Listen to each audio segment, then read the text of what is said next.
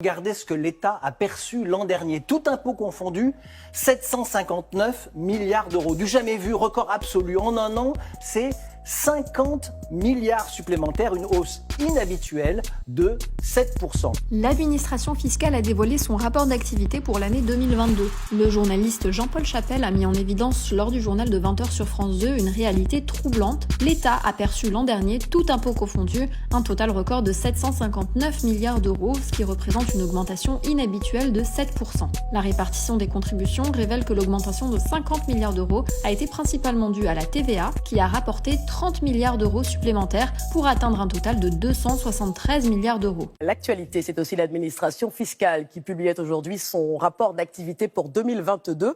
Bonsoir Jean-Paul Chapelle. Bonsoir Karine. Bilan plus que positif pour les caisses de l'État. Oui, regardez ce que l'État a perçu l'an dernier, tout impôt confondu, 759 milliards d'euros. Du jamais vu, record absolu. En un an, c'est 50 milliards supplémentaires, une hausse inhabituelle de 7%. Et c'est d'abord la TVA, 30 milliards d'euros de plus récoltés l'an dernier pour atteindre 273 milliards. C'est l'inflation qui explique cette flambée. La taxe est toujours au même taux, mais les prix, eux, ont explosé. L'explication de cette augmentation, l'inflation, les prix ont grimpé et bien que le taux de la TVA n'ait pas changé, les recettes ont bondi. Cependant, cette explication simpliste soulève des questions cruciales. Qui paye le plus lourd tribut ? Les consommateurs, pour qui l'augmentation des prix représente un fardeau financier accru, sont-ils protégés ou sont-ils devenus, malgré eux, les principaux pourvoyeurs de ces recettes fiscales supplémentaires ? L'impôt sur le revenu a également connu une augmentation avec 10 milliards d'euros supplémentaires collectés. Cette hausse est attribuée à une augmentation des emplois et des salaires pour certains, mais il faut se demander qui sont ces certains.